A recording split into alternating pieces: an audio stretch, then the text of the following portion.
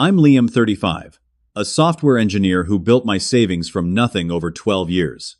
My family was always close-knit, or so I thought, until I checked my bank account last Tuesday. $88,000 gone overnight. When I confronted them, my dad's face turned crimson. "How dare you refuse to help your brother?" he snapped. Mom smiled coldly. "Jason deserves a helicopter entrance for his engagement." My brother just laughed. I didn't argue, I walked away.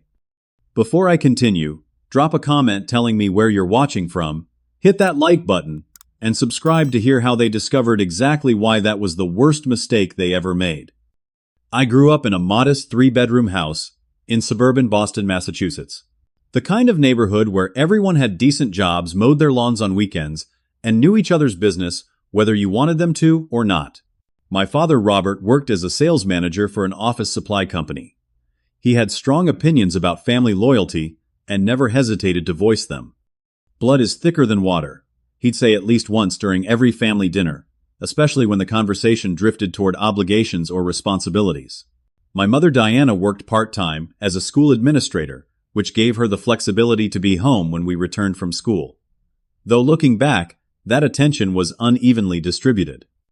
The 8-year age gap between me and Jason created two very different childhoods under the same roof. As the firstborn, my parents expected maturity, responsibility, and independence from me almost immediately. By 14, I was working summer jobs at the local grocery store, stocking shelves and bagging groceries. My earnings went toward my school supplies, clothes, and eventually my college fund. My parents called it building character. For Jason, the rules were different. He received a generous allowance well into his teenage years. When I asked why I never got an allowance, my mother would smile and say, "You were always so independent, Liam. Jason needs more guidance." It became the family narrative: Liam is self-sufficient. Jason needs help. College was the first major financial hurdle that highlighted the disparity. I applied for every scholarship I could find, and still had to work 20 hours a week at the campus library and local diner to make ends meet. My parents contributed exactly $3,000 toward my 4-year degree, a fact they somehow remembered, as them putting me through college in later retellings of family history.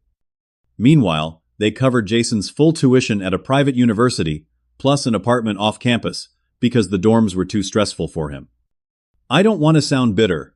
I took pride in my self-reliance. Each paycheck reinforced the identity I was building: the responsible one, the achiever, the problem solver. I graduated with a degree in computer science, minimal debt, thanks to those scholarships and part-time jobs, and a job offer from a tech startup in Boston. While I was establishing my career through long hours and continuous learning, Jason was discovering himself through a series of abandoned majors and finding his passion gap years. Our parents called him creative and free-spirited.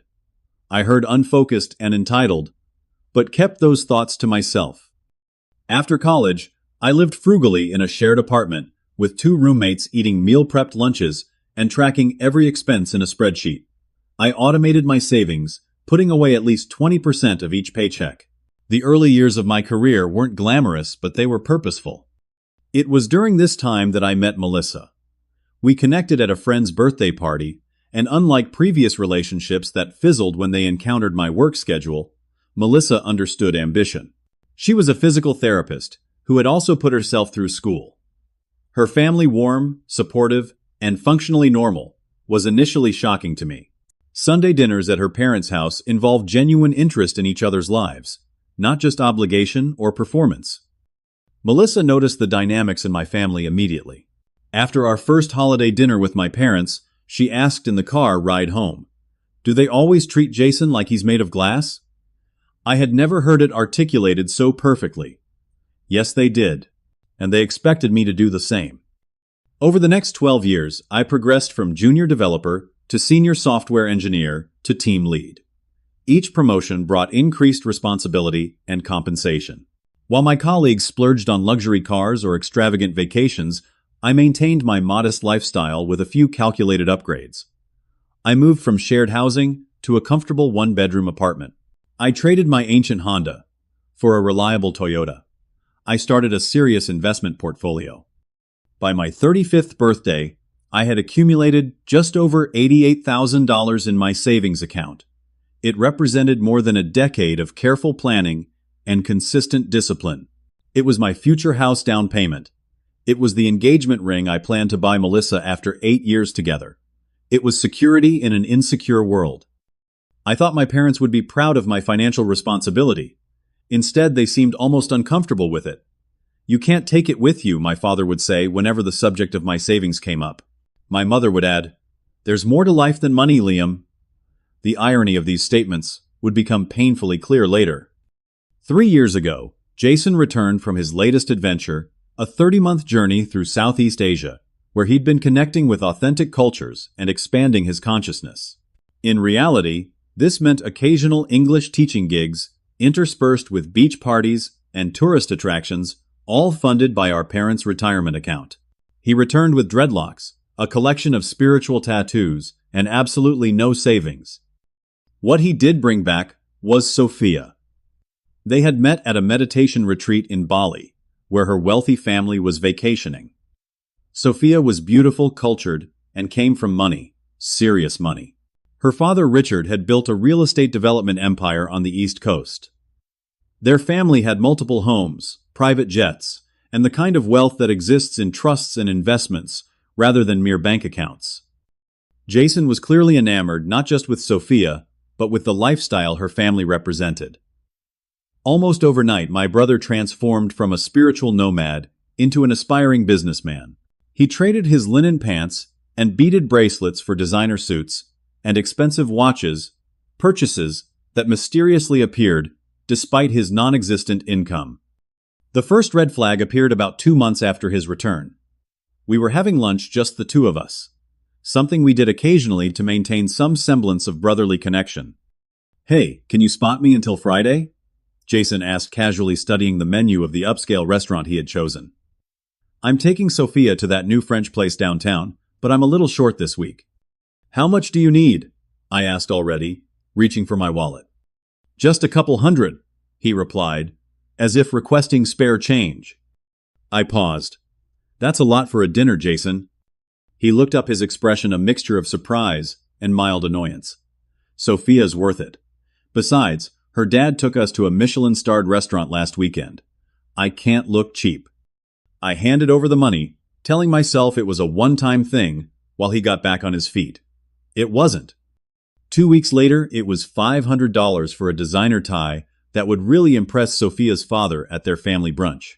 The month after, it was $700 for a weekend getaway to match the one Sophia's family had planned. When I finally expressed concern about these loans, Jason's demeanor changed instantly. His easy smile disappeared, replaced with a wounded look that I recognized from childhood, the same expression that had gotten him out of chores, homework, and consequences for as long as I could remember. "I thought you'd be happy for me," he said quietly. "I finally found someone special, and you're counting dollars like some kind of miser." He went straight to our parents, who called me that evening. "Jason is really hurt, Liam," my mother began without even saying hello. "He says you think he's not good enough for Sophia." "That's not what I said at all," I protested. "I just suggested he might want to live within his means, instead of trying to keep up with her family's lifestyle." My father's voice boomed through the speaker. "Your brother is finally showing some ambition, and instead of supporting him, you're tearing him down. This girl comes from a good family. They could open doors for Jason." "And what about the doors I've opened for myself?" I asked immediately, regretting the comparative nature of the question. "No one's saying you haven't done well," my mother said dismissively. "But this is different. This is about Jason's future, about our family's connections. You need to be more supportive." This pattern repeated itself with increasing frequency. Jason would return to our parents' house, where he was living rent-free, with stories about feeling judged or unsupported by me, and they would call to remind me of my familial duty. The actual financial support I'd been providing Jason was never mentioned, as if the money simply appeared from nowhere. Melissa noticed the toll these interactions were taking. "They're not just asking for your money," she observed one night after I'd gotten off the phone with my mother. "They're demanding your approval of behavior you don't actually approve of." She was right, but I wasn't ready to create a family rift. I tried to maintain harmony while setting some boundaries around my finances. I didn't always succeed. Then came the dinner that changed everything. My parents invited Melissa and me over for what they called a special family announcement. We arrived to find their dining room transformed with flowers, candles, and expensive champagne. Sophia's parents were there, looking slightly uncomfortable, but politely engaged. Jason stood up midway through the main course, champagne flute in hand. "Sophia and I have an announcement," he said, beaming. "We're engaged." There were cheers and congratulations. Sophia showed off an enormous diamond ring that I later learned had been purchased with a loan from her father. A loan Jason had no realistic way to repay. As the celebration continued, my father pulled me into his study. "This wedding will be our family's moment to shine," he said, closing the door behind us. "The Carmichaels are willing to contribute, but we need to match their generosity. Your mother and I have some savings, but we'll need your help too." "How much help?" I asked cautiously. "We're thinking at least 50,000 from each of us, your mother and I together and you. It's a substantial investment in your brother's future." I nearly choked. $50,000. "Dad, It's family, Liam," he interrupted firmly. "When the time comes for you and Melissa, we'd do the same." But I knew they wouldn't. More importantly, I knew I would never ask them to. The drive home that night was quiet. Melissa waited until we were halfway back to our place before speaking. "You're not actually considering giving them $50,000, are you?" I gripped the steering wheel tighter. "I don't know what I'm considering right now." She placed her hand on my arm. "Liam, that's more than half your savings. The savings you've been building for our future home." "I know," I said quietly. "I know." 2 days after the engagement announcement, my mother created a group chat titled Jason and Sophia's Wedding Dream Team. It included my parents, Sophia's parents, Sophia's maid of honor, Jason's best man, and me. Notably absent was Melissa, despite her being my long-term partner. When I mentioned this to my mother, she brushed it off. "Oh, we're keeping it to just the essential planning team for now." The messages began flooding, and immediately venue options, catering quotes, entertainment suggestions. Each one more extravagant than the last. The wedding was set for a year away, but the engagement party scheduled for just 2 months from now became the immediate focus. "The Carmichaels have generously offered their Hamptons estate for the engagement party," my mother wrote in the group chat. "Now we need to discuss transportation, entertainment, and the special entrance." Special entrance? I scrolled through the previous messages I'd missed while in work meetings. Apparently, Jason and Sophia would be arriving by helicopter, landing on the estate's private helipad to make what my mother called a statement entrance that sets the tone for their union.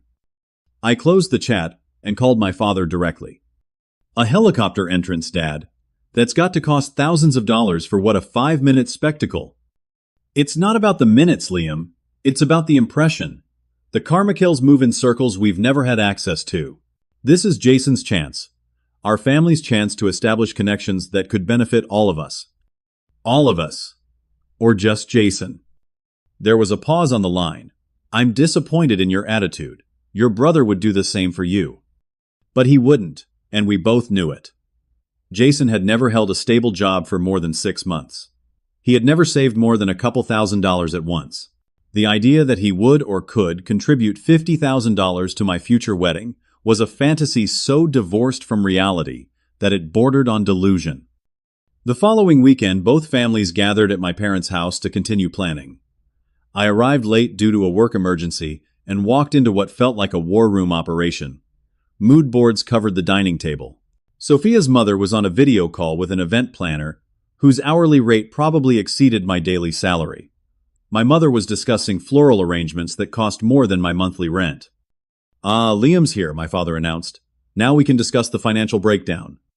Richard Carmichael, Sophia's father, looked up from his tablet with a slight frown. He was a tall, imposing man with silver hair and the confident posture of someone who had never worried about a bill in his life. Yet something in his expression suggested he wasn't entirely comfortable with the direction of the planning. "We've calculated the total for the engagement party," my father continued, sliding a piece of paper across the table to me. "The helicopter rental is $15,000. The catering is $20,000. Entertainment is another $10,000. And then there are the decorations, staff accommodations for out-of-town guests." I stared at the bottom line, $120,000 for an engagement party. Not even the wedding, just the party before the wedding. The Carmichaels are handling $60,000, my mother added, as if this were some kind of bargain.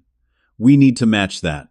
Your father and I are putting in $30,000, and we'll need $30,000 from you. $30,000. I repeated, aware that everyone at the table was watching me. For an engagement party. For your brother, my mother corrected, her smile tight. I can't do that, I said simply. I can contribute $5,000, which is still incredibly generous for an engagement party. The silence that followed was deafening. Jason, who had been uncharacteristically quiet, finally spoke. Seriously, Liam. $5,000, you make six figures. We all know you have the money. You're just choosing not to help. It's not about having it or not having it, I replied evenly.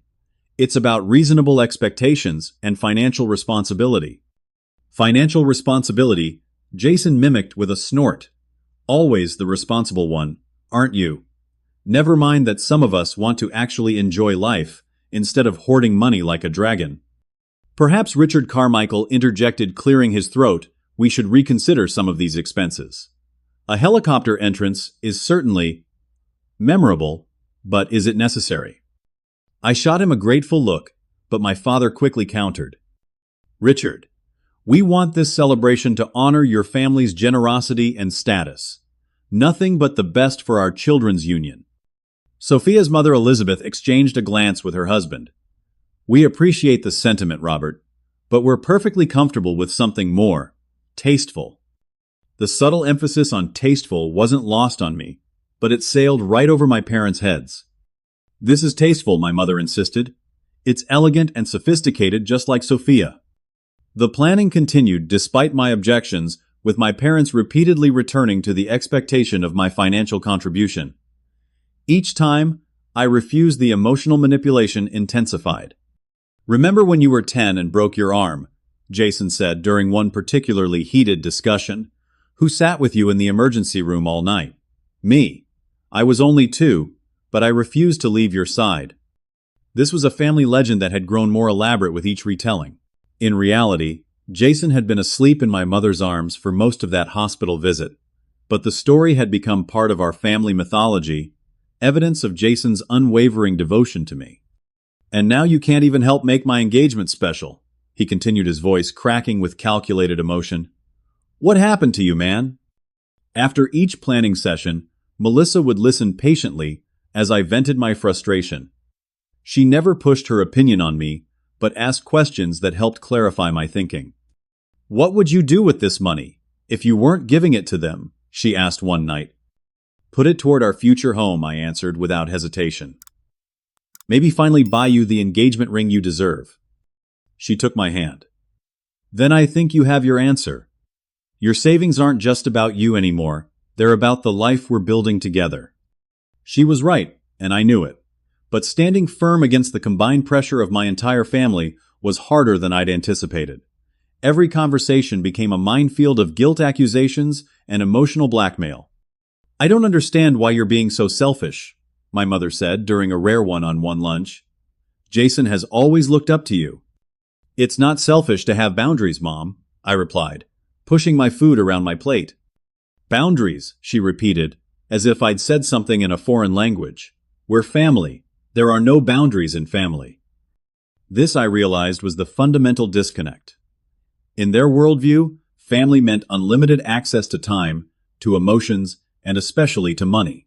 My insistence on maintaining financial boundaries wasn't just a rejection of their requests, it was a rejection of their entire family philosophy.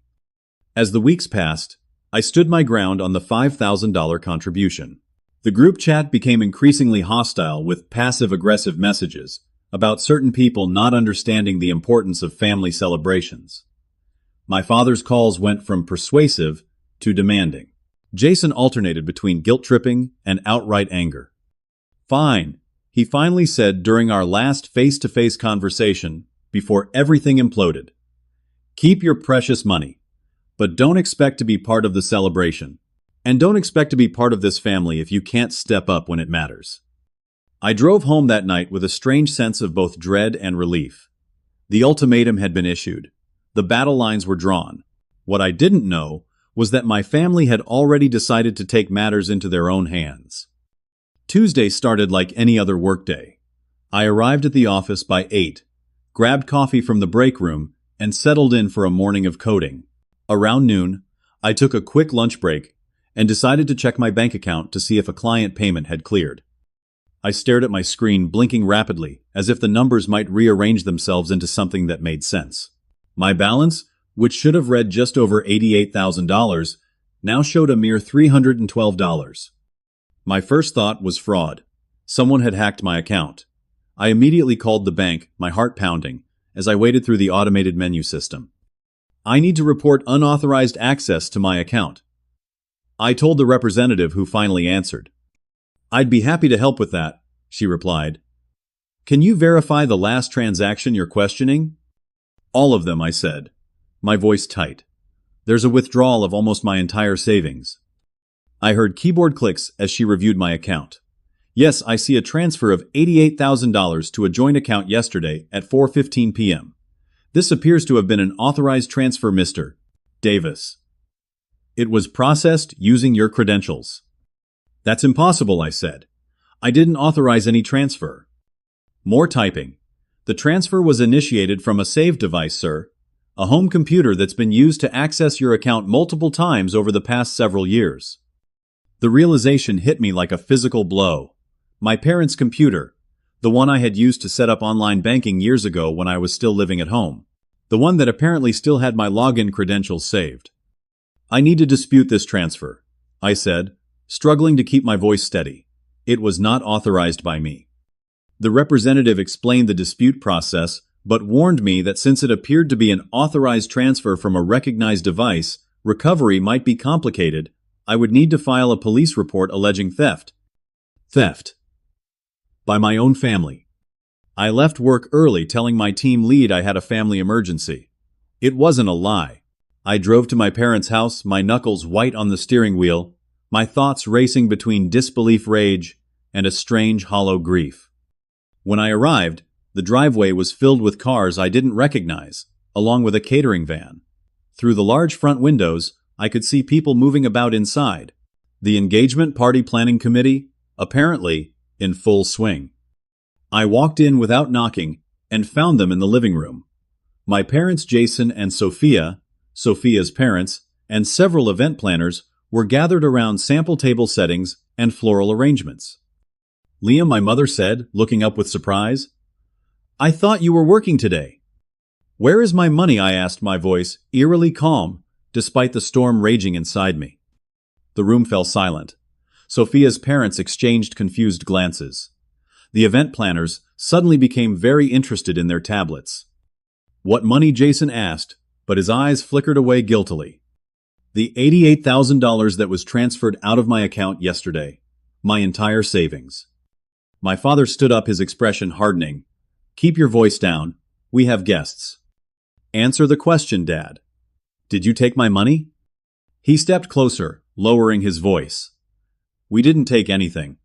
We reallocated family resources to where they were needed. I stared at him, unable to process the twisted logic behind his words. You stole from me. How dare you refuse to help your brother? He snapped, his face flushing with anger. We asked you repeatedly to contribute. You chose selfishness over family. We did what was necessary. My mother rose and placed a hand on my father's arm, as if calming him was the priority in this situation. Liam, honey, it was for Jason's engagement party. He deserves this. The helicopter entrance alone will make such a statement. And there's so much more we've planned. She smiled at me as if explaining something to a child. You can always earn more money. You have a good job. Jason needs this opportunity to impress the Carmichaels. Jason leaned back in his chair, a smirk playing at the corners of his mouth. Just do your duty as the older one, bro. It's not like you were using it for anything important. The engagement ring I'd been researching for Melissa flashed through my mind. The house we'd been saving for. Our future. Richard Carmichael stood abruptly. You took money from your son's account without his permission. His voice was quiet but sharp. We had access from when he was younger, my mother explained smoothly. It's still a family account, technically. That's theft, Richard said flatly. My father turned to him indignant. This is a family matter, Richard. With all due respect. With all due respect, Richard interrupted. I will not be associated with this. He turned to his daughter. Sophia, we're leaving. Sophia stared at Jason, who suddenly looked panicked. You said Liam had agreed to help, she said quietly. You said everyone was contributing willingly. He would have eventually, Jason insisted, standing up. He's just being difficult. Did you know they took his money without permission? Sophia pressed. Jason's silence was answer enough. I felt strangely detached as I watched their relationship unraveling in real time. A distant part of me registered that I should probably feel some satisfaction in Jason's house of cards collapsing, but mostly, I just felt tired. Bone-deep soul tired. I'm going to file a police report, I said calmly, and I'm going to get my money back. You wouldn't dare, my father hissed. We're your family. I looked at him. Really looked at him. Perhaps for the first time in my adult life, I saw not the authoritative father figure of my childhood, but a man so committed to playing favorites that he would commit theft to maintain the illusion of his younger son's success. No, I said finally. Family doesn't steal from each other. Family doesn't manipulate and guilt and take. You're just people who share my DNA. I turned and walked out, ignoring their calls and threats behind me. In my car, I sat for a moment, hands shaking, as the reality of what had just happened fully hit me. My family had stolen my entire savings. They had justified it as necessary and right. They had expected me to accept it. I didn't cry, I didn't scream. I simply drove away already, mentally preparing for what would come next. The 15-minute drive to Melissa's apartment was a blur. I remember stopping at a red light and staring at my reflection in the rearview mirror, wondering if I looked different somehow. Shouldn't a betrayal, this profoundly visible marks. But my face was the same, just paler than usual, with tension around the eyes. Melissa opened her door, took one look at me, and immediately pulled me inside. What happened? You look like you've seen a ghost. The story spilled out of me in fragmented sentences as we sat on her couch. The missing money. The confrontation. My parents' casual justification of theft as family resources. Jason's smirk. Unlike my family's dramatic reactions to everything, Melissa's response was calm, focused, and exactly what I needed. She didn't gasp or exclaim. She didn't offer platitudes about family reconciliation. Instead, she pulled out her laptop. First, we document everything she said, opening a new document. What exactly did the bank say about the transfer? What device was it sent from? What exact words did your parents use to justify taking the money? We spent the next hour creating a detailed chronology of events from the initial discovery to the confrontation at my parents' house. Melissa's methodical approach helped ground me, transforming my swirling emotions into concrete facts that could be addressed. Now let's call the bank again, she said. We need to formally dispute the transfer and understand all our options. The bank representative explained that while unauthorized transfers were typically covered by fraud protection, this case was complicated by the fact that the transfer came from a recognized device using valid credentials. The representative suggested I file a police report immediately to strengthen the dispute claim. A police report against my own parents, I said, after hanging up the reality of it hitting me anew. Melissa took my hand.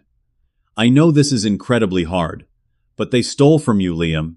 They took your entire savings without permission. That's a crime regardless of who committed it. She was right, but the thought of formally accusing my family of theft made my stomach churn. It would make the breach permanent. There would be no going back. Let me call Andy Melissa, suggested, referring to her cousin who practiced family law. He might have some insights. Andy agreed to meet us for coffee that evening. He listened carefully to our story, his expression growing increasingly grave. The fact that they still had access to your account from when you were younger complicates things, he explained. It doesn't make what they did legal, but it creates a gray area they could exploit. When exactly was the account opened? I was 16, I replied. My parents opened it with me for my first job. It was converted to a regular savings account when I turned 18, but I never removed them as authorized users. It was an oversight born of trust. The assumption that, of course, my parents would never access my money without permission. That was their loophole, Andy said. They'll claim they had legitimate access. But here's the thing. Legal access to an account doesn't grant legal right to the funds within it. Those funds are still your property. He advised filing both a police report and a civil lawsuit immediately. The criminal case might be difficult to prosecute, given the family relationship and account access, but the civil case for recovery of funds is much clearer. You need to move quickly, though, before they spend that money. After Andy left Melissa, and I stayed at the cafe mapping out our next steps, we should check if they've already started spending the money, she suggested. If they've made deposits to vendors for this ridiculous party, we might need to contact those businesses directly. I nodded, pulling out my phone to check the family group chat I'd been ignoring. Sure enough, there were excited messages about deposits placed for the helicopter rental, the catering, and the entertainment. A well-known DJ who apparently charged five-figure sums for private events? We need to get ahead of this, I said. If they drain the account before we can get a court order to freeze it, we might never recover the full amount. The next morning, we filed a police report at the local station. The officer taking the report looked uncomfortable as I explained the situation. Family theft cases are tough, she said sympathetically. But unfortunately, they're not uncommon. We'll investigate, but I want to set realistic expectations. The district attorney may be reluctant to press charges in a case where the accused had technical access to the account. From the police station, we went directly to the courthouse to file a civil complaint for recovery of funds. The process was tedious and emotionally draining, requiring me to formally accuse my parents and brother of theft and conversion of property. Throughout the day, my phone buzzed constantly with messages and calls from my family. I ignored them all. This wasn't a negotiation anymore. This wasn't a family disagreement that could be resolved over dinner. This was a legal matter now. That evening, as Melissa and I reviewed the paperwork with Andy, I received a text from an unexpected source, Richard Carmichael. Need to speak with you. Matters regarding your funds and my daughter's relationship. Available tomorrow at my office. 10 a.m. I showed the message to Melissa and Andy. You should go, Andy advised. Having Sophia's father as an ally could be significant both for recovering your money and for deflecting any attempt by your family to spin this situation in their favor. The next day, I sat across from Richard Carmichael in his expansive corner office, overlooking downtown Boston. The real estate mogul studied me thoughtfully before speaking. I want to be clear about something, he began. I've never been comfortable with the extravagance your parents and my wife were planning for this engagement party. It seemed excessive, even by our standards. He leaned forward slightly, but what happened yesterday crossed a line. Taking your savings without consent is theft, plain and simple, and I won't have my daughter marrying into a family that operates that way. He slid a folder across the desk toward me. Sophia has broken off the engagement. Jason tried to convince her it was all a misunderstanding, but she heard them admit to taking your money. That's not something she can overlook. Inside the folder was documentation of all the vendors who had received deposits from the joint account where my money had been transferred. Each deposit had been made within hours of the transfer. They moved quickly, Richard observed, but not quickly enough. I've spoken to each of these vendors personally. They're all willing to reverse the deposits given the circumstances. I've made it clear that accepting funds that were obtained illegally could potentially implicate them. I looked up from the document, surprised by his thoroughness. Why are you helping me? Richard's expression softened slightly. My daughter cares for your brother despite everything. She's devastated by this situation. And I've built my business on principles, one of which is that theft is never acceptable, regardless of the justification. He paused. Also, frankly, I was impressed by how you handled yourself yesterday. You were betrayed by your own family in the most personal way, yet you remain dignified. That speaks to your character.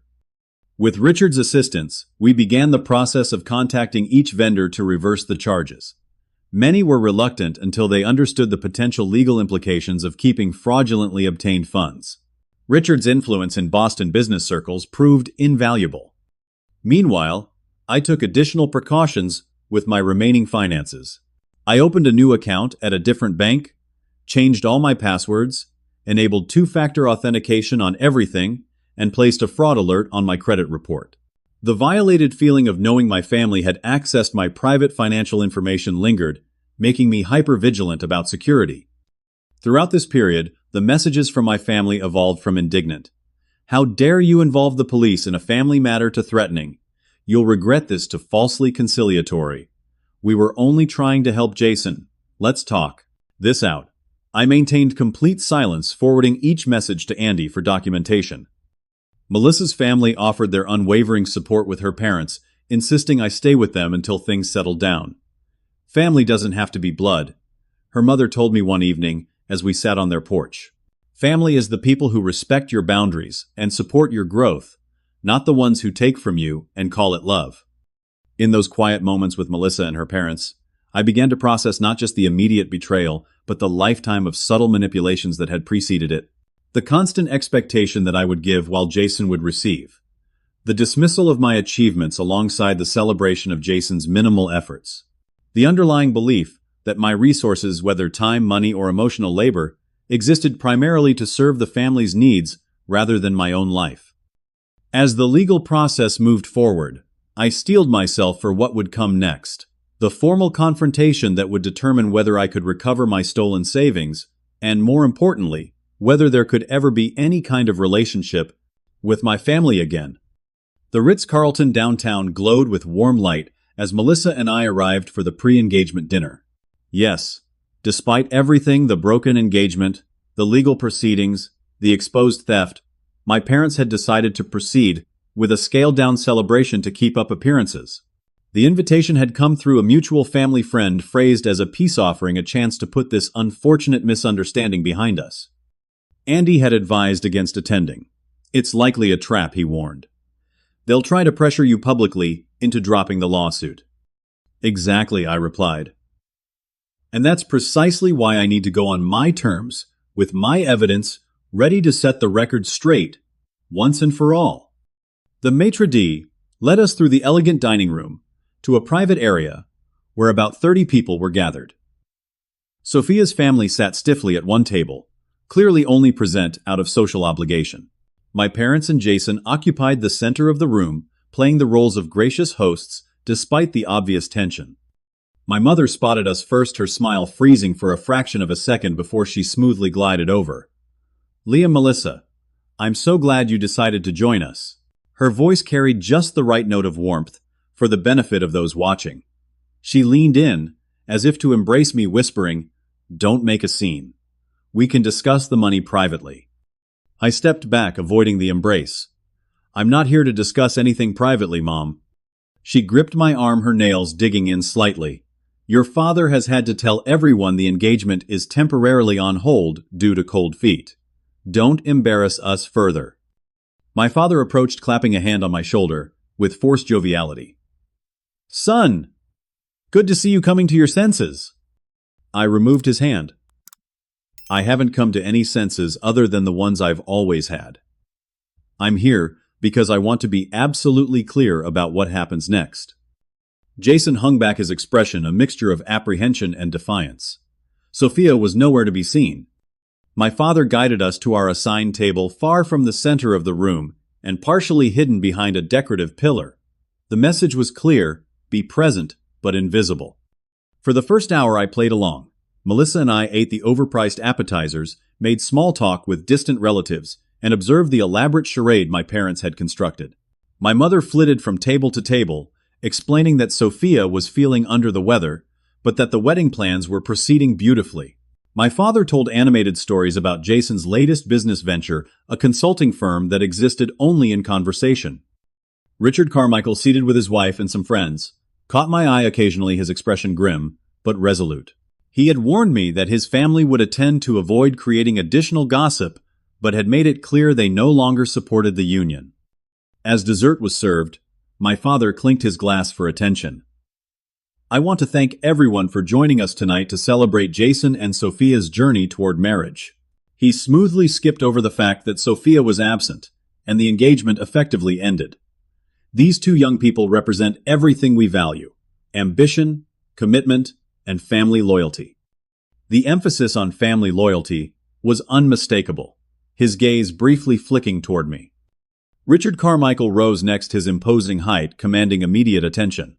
"I'd like to say a few words as well," he began, his tone measured. "Family is indeed important, but so are integrity, honesty, and respect for others' boundaries. Without those values, family becomes merely a justification for behavior we would condemn in strangers." A tense silence followed his statement. My mother's smile became brittle. Jason shifted uncomfortably in his seat. It was the opening I had been waiting for. I stood glass in hand and moved to the center of the room. "I'd like to add something, if I may." I began, my voice steady, despite the adrenaline coursing through me. "Many of you have been told that Sophia and Jason are experiencing pre-wedding jitters. That's not accurate. Their engagement ended because my parents stole $88,000 from my personal savings account to fund this celebration." Gasps and murmurs rippled through the room. My mother stood abruptly. "Liam, this is hardly the time or place." "Actually, it's exactly the time and place," I continued calmly. "You've been telling people that I refused to help my brother, that I was selfish and unloving. So let me clarify what actually happened." I removed several documents from my jacket pocket, printouts of the bank transfer, the police report, and the civil complaint. Last Tuesday, my parents accessed my savings account using credentials saved on their home computer from years ago. Without my knowledge or permission, they transferred my entire savings money I had been setting aside for 12 years for a home and future with Melissa into their joint account. Within hours, they had spent much of it on deposits for an engagement party featuring a helicopter entrance and celebrity entertainment. Jason tried to interrupt. "Bro, you're making this way more dramatic than it needs to be." When confronted, I continued speaking over him. They justified the theft by saying it was for family, that I could always earn more, that my brother deserved my money more than I did. I turned directly to face my parents. "I have filed both a police report and a civil lawsuit to recover my stolen funds. The deposits you made have already been reversed by most vendors, thanks to Mr. Carmichael's assistance." My father's face had turned an alarming shade of red. "You, ungrateful." "I'm not finished," I said firmly. "For years I've accepted the family dynamic where I give and Jason takes, where my achievements are expected while his are celebrated, where my boundaries are seen as selfish while his entitlement is normalized. That ends today." I looked around the room, meeting the stunned gazes of relatives, friends, and business associates. I'm not sharing this to embarrass anyone. I'm sharing it because the truth matters. Because actions have consequences, even when those actions are taken by family. Especially then. The silence that followed was deafening. Then, from the entrance to the private dining room, a new voice spoke. "It's all true." Sophia stood there, elegant in a simple black dress, her expression resolute. "I broke the engagement when I learned what they did to Liam. My parents raised me to believe that character matters more than appearances. That how you treat people when no one is watching defines who you truly are." She walked to Jason, removed a small velvet box from her purse, and placed it on the table in front of him. "I can't marry someone who thinks stealing from his own brother is justified. Who lies to me about having family support when he actually has family theft?" Jason's face crumpled. "Soph, please, it wasn't like that. They were just trying to help us have the celebration we deserve." "The celebration you deserve," she repeated incredulously. "No one deserves a celebration funded by theft. No one." My mother attempted damage, control her social mask firmly back in place. Clearly, there have been some misunderstandings on all sides.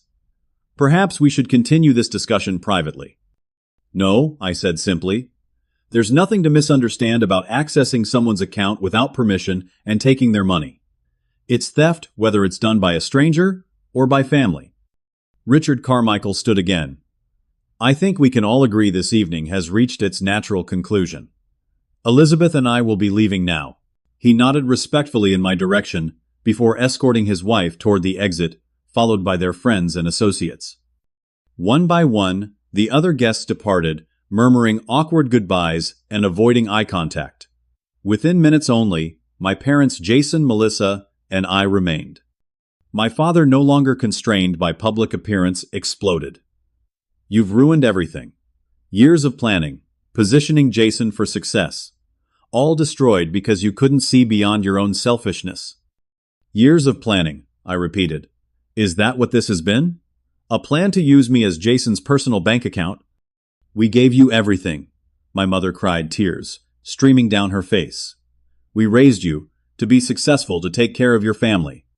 "You raised me to take care of Jason," I corrected her. "There's a difference." Jason, his facade of confident charm completely collapsed, looked genuinely distraught. "I didn't know they were going to take all your savings," he said quietly. I thought you had agreed to help." Whether this was true or another manipulation, I couldn't tell. And at that moment I realized it didn't matter.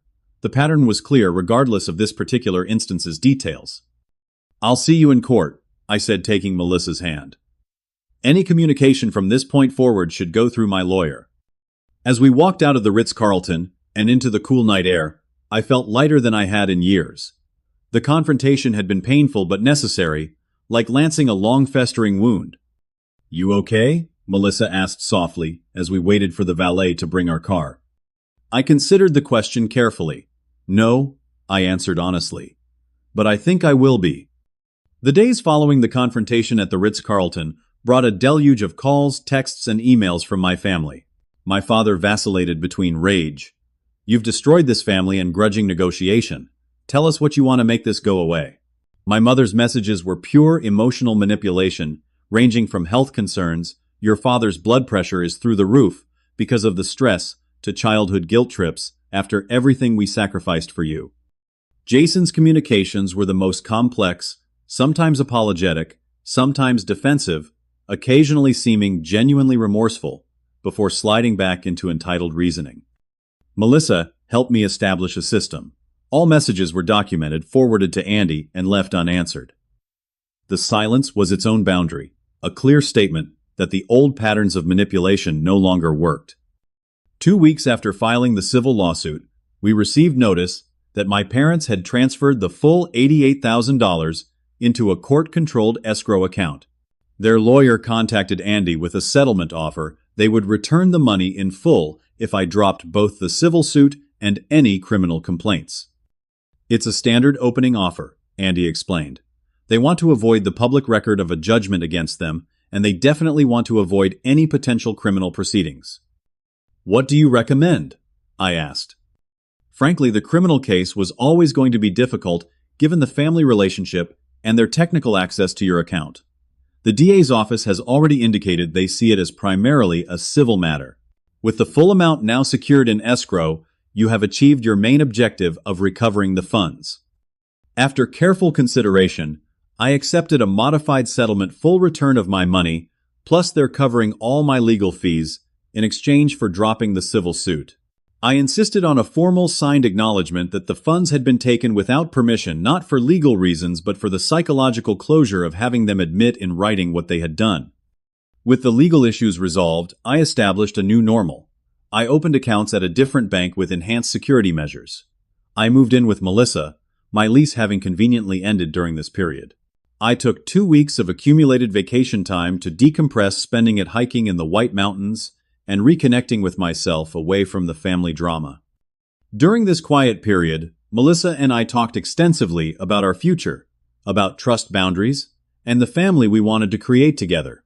"I've been thinking about what healthy family relationships actually look like," I told her one evening as we sat by a campfire. "My whole life, I've accepted a dynamic that wasn't just imbalanced. It was fundamentally exploitative." "It's all you knew," she said gently. "We all normalize our childhoods, no matter how dysfunctional, until something forces us to see them clearly. Your family showed me a different model," I acknowledged. "I always felt awkward around them because their support didn't come with strings attached. I kept waiting for the other shoe to drop." She smiled sadly. "There is no other shoe. That's just what love without conditions looks like." When I returned to work, I found an unexpected email from Richard Carmichael inviting me to lunch. Over expensive steaks at his club, he updated me on the aftermath from his perspective. "Sophia's doing better," he said, cutting his meat with precise movements. The embarrassment has faded, and she's focusing on her career again. She was always too good for your brother, if you don't mind my saying so." I didn't mind. It was objectively true. "Your parents have been quietly dropped from several social circles," he continued. "Not with any public scandal, but invitations have stopped coming. People don't trust them anymore." And Jason and I couldn't help asking. Richard's expression hardened slightly. "Working for the first time in his life, from what I hear. A starter position at a friend's company. No special treatment." That was something at least. About a month after the settlement, I received a formal invitation to a family intervention at my parents' house. The stiff cardstock and formal language suggested my mother's hand attempting to frame the reconciliation on her terms. I declined politely, but firmly.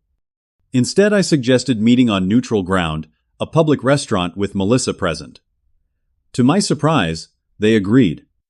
The lunch was awkward, tense, and occasionally productive. My father, stripped of his usual dominance in his own home, seemed diminished somehow. My mother fussed with her napkin, her social graces, failing her in this new dynamic where I set the terms. "We've done a lot of thinking," my father began stiffly. "We may have overstepped." From him, this was practically a full confession. "You stole my entire savings." I corrected calmly. "Let's use accurate language." My mother flinched but didn't contradict me. Progress of a sort. "We got caught up in Jason's needs," she said carefully. "We've always worried about him more because he seemed less capable." "You made him less capable," Melissa pointed out, "by never requiring him to face consequences." My father started to bristle, but then deflated. Perhaps there's some truth to that. The conversation continued, circling around acknowledgments that never quite became apologies, recognitions that stopped short of genuine remorse. It wasn't perfect, but it was movement. By the end of the meal, we had established basic ground rules for any future relationship. No discussions of money, no requests for financial help, no manipulative comparisons between Jason and me. "We'd like to rebuild," my mother said as we prepared to leave. "We miss you." "I need time," I replied honestly. "Trust once broken doesn't repair easily." They nodded, accepting this boundary in a way they never would have before. Jason reached out separately, asking to meet for coffee. He arrived looking different, less polished, more authentic somehow. His designer clothes had been replaced with standard business casual, and the confident swagger was gone. "I'm sorry," he said immediately before even sitting down. "I know that doesn't fix anything, but I need to say it. I was so focused on impressing Sophia and her family that I lost sight of everything else, including basic decency." We talked for over 2 hours. Unlike our parents, Jason seemed to have done genuine reflection on his role in the family dynamic. "I've always been jealous of you," he admitted, surprising me. "Not of your money, but of how you built your life on your own terms. I was so busy taking the easy path that I never developed any real skills or confidence." The easy path wasn't necessarily easier in the long run, I observed. He nodded ruefully. "I'm learning that, the hard way." Over the following months, I maintained careful, bounded contact with my family. Holiday gatherings were attended briefly with clear arrival and departure times established in advance. Phone calls were accepted but kept to neutral topics. Financial discussions of any kind were immediately shut down. Meanwhile, my life with Melissa flourished in the healthier environment we had created. 6 months after the settlement, with my savings fully restored, I took her to her favorite hiking spot in the Berkshires. At the summit overlook, I presented her with a ring not extravagant, but thoughtfully chosen to match her personality and preferences. "It's perfect," she whispered, after saying yes. "Because it's about us, not about impressing anyone else."